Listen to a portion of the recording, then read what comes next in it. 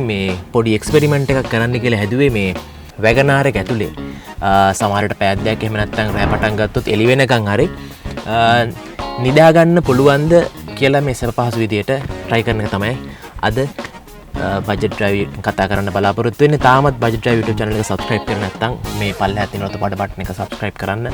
ඊට හැපැත්තෙන් තියෙන bell icon එක click කරන්න. එතකොට ඔයාට මම වීඩියෝ එක upload කරපු ගමන්ම ඔයාට ගෙන්න ගන්න පුළුවන්. සාමාන්‍යයෙන් ගොඩක් කට්ටිය පුරුදුලා ඉන්නේ මේ driving seat එකේ මෙන්න මේ කෑල්ල driving seat එකේ මේ කොන්දෙන් උඩ කොටස seat එක කඩාගෙන නිදි කරන්න නිදා ගන්න තමයි try කරන්නේ හැමෝම.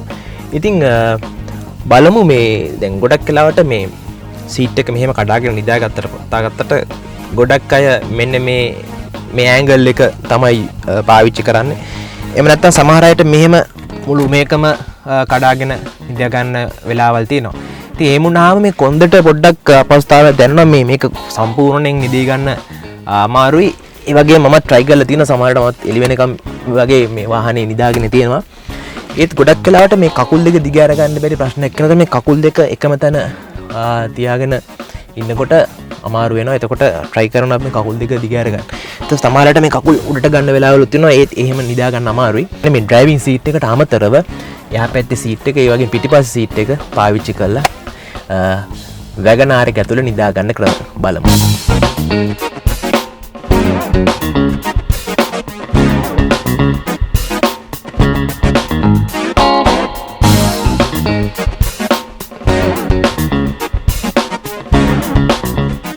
මේකෙදි කරන්න තියෙන්නේ මෙන්න මේ head rest එකට එන කෑල්ල මෙතනින් මේ අයින් කර ගන්න ඕන. අයින් කරගෙන මේ කොන්දෙන් උඩ කොටස සම්පූර්ණයෙන්ම මේකට තියලා නමන්න ඕනේ. එහෙම නමන්න බෑ. මොකද සම්පූර්ණයෙන් මේක ඇල කරගන්න විදියක් නෑ මේ පල්ලෙහා මේ කොටස තියෙන නිසා. ඒ හින්දා මුලින්ම කරන්න ඕන මේ සීට් එක ඇල කරගන්න කලින් අපිට සිද්ධ වෙනවා මෙන්න මේ වාඩි වෙන කෑල්ල මෙතනින් උස්සලා මේ ලොක් එක අයින් කරලා මේක මෙහෙම ඉස්සලා මේක අයින් කරගන්න.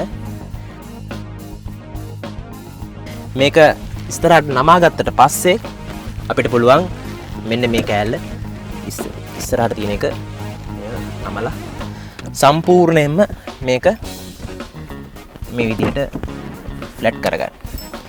දැන් මෙහෙම කරගත්තට පස්සේ අපිට පුළුවන් මේ සීට් එක පුළුවන් තරම් පිටිපස්සට කරගන්න. මේ සීට් එක සම්පූර්ණයෙන් පිටිපස්සට කරන්න ඕනේ. ඒත් එක්කම මේ පිටිපස්ස සීට් එක සම්පූර්ණයෙන්ම අපි ඉස්සරහට තද කරගන්න ඕනේ. ඊට පස්සේ අපිට පුළුවන් මේ තියෙන එක ක්‍රමයක් මේ එහා පැත්තේ සීට් එකත් එක්ක මේ සීට් එක දැන් කකුල් දෙක දිග ඇරලා කරගන්න පුළුවන් එක ක්‍රමයක් තමයි මේ තියෙන්නේ. මේ විදිහට අපිට පුළුවන් මේක තව පොඩ්ඩක් ඇල කරගෙන සීට් එක නමාගෙන මේ විදිහට කකුල් දෙක දිග අරගෙන ඉතින් මේ ඉරියව්වෙන් ඕනනම් කකුල් දෙකත් එක්ක සීට් එකේ මෙහෙම කරගෙන ඉන්න පුළුවන්.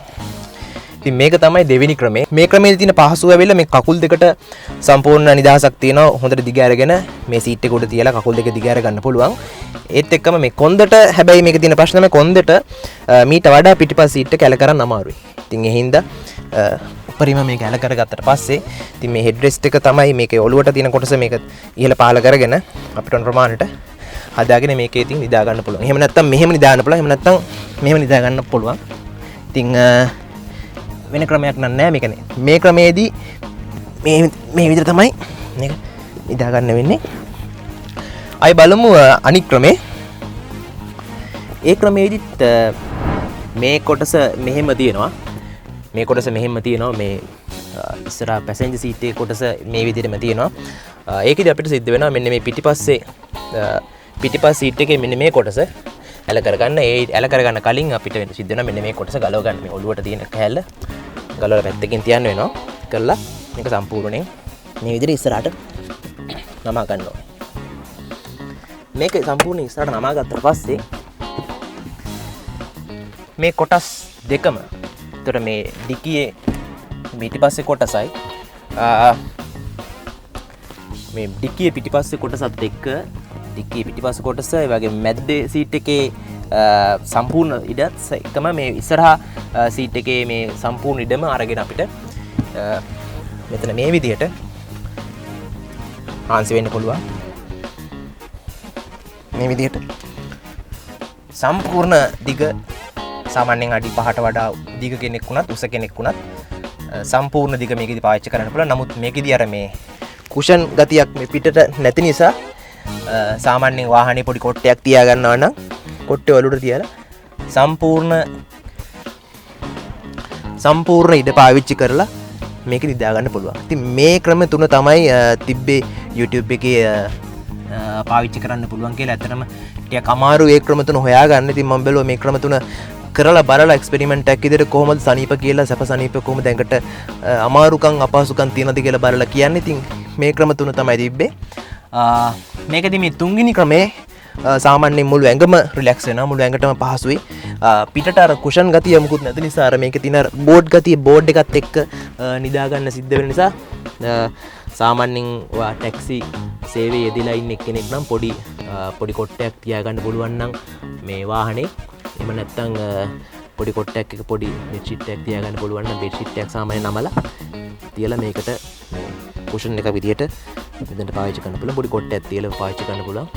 WagonR එක ඇතුලේ WagonR එක කොහොමද නිදා ගන්න පහසු තැනක් වට පත් කරන්න කියලා. ඉතින් මේ සීට් එක බෙඩ් එකක් විදියට කන්වර්ට් කරන්නේ කොහොමද කියන එක ක්‍රම තුනක් තියෙනවා. පළවෙනි එක ඩ්‍රයිවිං සීට් එක සාමාන්‍ය විදියට හැමෝම දන්න විදියට නමලා පාවිච්චි කරන එක. ඊළඟට පැසෙන්ජර් සීට් එක ඉස්සරහට නමලා පිටිපස්ස සීට් එකත් එක්ක පාවිච්චි කරනදී ඒ වගේම පිටිපස්ස සීට් එක සම්පූර්ණයෙන් ඉස්සරහට නමලා මේ වාහනේ තියෙන සම්පූර්ණ දිග ඇඳක් විදිහට පාවිච්චි කරන එක. ඉතින් ওই ක්‍රම තුන ගැන තමයි අද බජට් ඩ්‍රයිව් YouTube channel එකෙන් කතා කරන්න බලාපොරොත්තු වෙන්නේ. ඉතින් ඔයාගේ WagonR පාවිච්චි කරන යාළුවෙක් ඉන්නවා නම් යාළුවට බලන්න මේ වීඩියෝ එක share කරන්න. ඒ වගේම බජට් ඩ්‍රයිව් YouTube channel එක තාම subscribe කරලා නැත්නම් දැන්ම subscribe කරන්න. ඒ වගේම bell icon එක click කරන්න. මේ වීඩියෝ එක යාළුවන්ට බලන්න share කරන්න. ඒ වගේම මේ වගේ අලුත් experiment එකකින් හම්බෙන්න සුබ දවසක්.